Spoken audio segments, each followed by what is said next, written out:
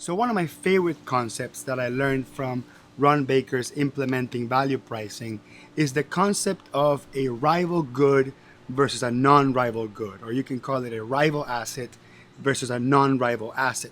And this is an economic term. And in economics, basically, there's two types of assets. There's the rival asset, which is the asset that has diminishing utility the more people that use it. And then there's the non-rival asset, which has no diminishing utility the more people that use it. So let me give you an example. Talk about money. Money is a rival asset. It's a rival good.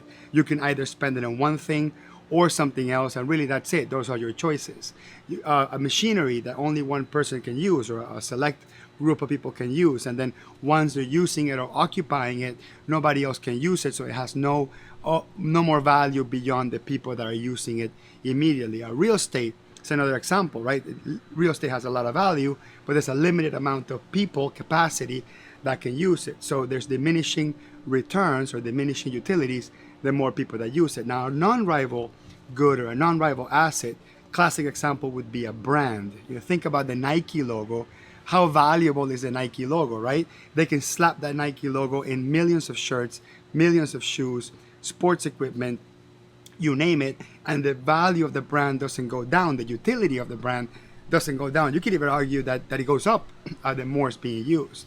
Other thing that we can think of as a non-rival good would be like a movie or a song, right? Things that you can play over and over and over, and they don't lose value the more they're being utilized.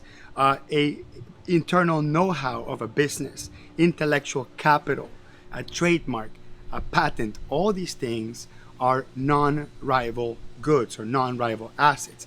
Now, why is this important? Why is it important to know the theory of a rival good and a non-rival good? And my friend Ron Baker says there's nothing more practical than a good theory. So let me take it to practical terms. So as an accountant, one of the most common things that my clients ask me to do is to give them the value of their business. They say, hey, could you tell me how much my business is worth? Now, I cannot tell someone how much their business is worth beyond the accounting value. So in accounting, we take all the assets, the actual, most of the times, rival assets, right? Hard assets, assets that we can see, feel, tangible things, versus our liabilities, our debt, and the net of the two is the equity or the net worth of the business. And if I go to my business owner clients that ask me to give them the value of the business, and I give them the equity value, the balance sheet value, most of them are going to fire me, or they're going to think I'm crazy, because rule of thumb is a business owner always thinks their business is worth 10, 20, 30 times what the accounting value is. Now, the stock market, the free market, has a little bit of a different take on this. Like, for example, if you are going to buy an Apple stock or IBM stock or Microsoft or whatever, usually you pay the market value of the stock. It's a multiple of the accounting value.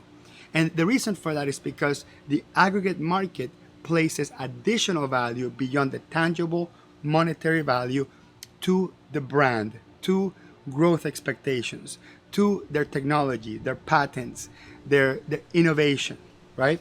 And what this means to you as an individual or a business owner is that many times, and myself included, we place a lot of value and emphasis on our hard assets, on our rival assets. How much money do we have? How much real estate? How much of that tangible wealth have we accumulated? And we tend to ignore the most valuable type of asset that we can hold, which is our non-rival good, which is what's up here, right? Our intellectual capital, our capacity to think, to innovate, to create new things with our mind, our capacity to be creative, our capacity to build. And the potential greatness of non-rival assets are not just intellectual capital. We also have to think of our social capital, right? Our reputation in the marketplace, the trust, the people we hang out, the other people that we share information with and we learn from. And right now is the time to take control and inventory of all of our intellectual capital. What do we know? What do we do different? What's our know-how? What's our experience? What's our reputation? What's our trust? Who are our friends? Who are our business partners? Who's our customer list? And take control over that and place more emphasis on developing that, because that's the only thing that can multiply in much faster rates than rival assets. So there's a famous saying that says, give a man a fish and you will feed him for a day. Teach a man how to fish and he will feed himself and his family for a lifetime. And that the lesson to be learned from that is that what you learn how to do, your experience, your skills, your knowledge, is going to have a lot more value than some immediate material thing.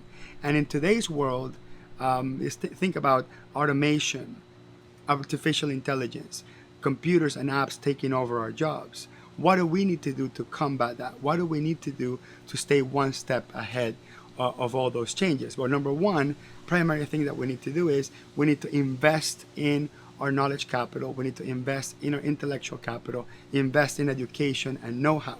But beyond that, we also need to invest in teaching others, on building a network of people that you're okay with sharing everything you know, so they come back and share everything they know. And people working with other people, sharing knowledge, exchanging and transferring that knowledge will only strengthen the overall value of humankind. So in a world where rival assets and machines and computers and money and all these things that we tend to place a whole bunch of value to, it's slowly sort of taking over the things that we thought were a sure thing for us. This is the time to take control and focus on building and innovating around know-how, intellectual capital, being creative, doing creative things, looking for creative solutions, solving old problems in new ways, solving new problems in new ways and new creative ways, constantly being disruptive, disrupt your own self status quo, disrupting your market, doing things different, swimming against the current, going against the status quo are the only things that we can do to build the non-rival asset wealth that each of us hold. So again, simple concept, there's rival goods, non-rival goods. Which one do you prefer to have for your lifetime? And I would love to know what you think about this topic. Add some comments below and would love to know your thoughts.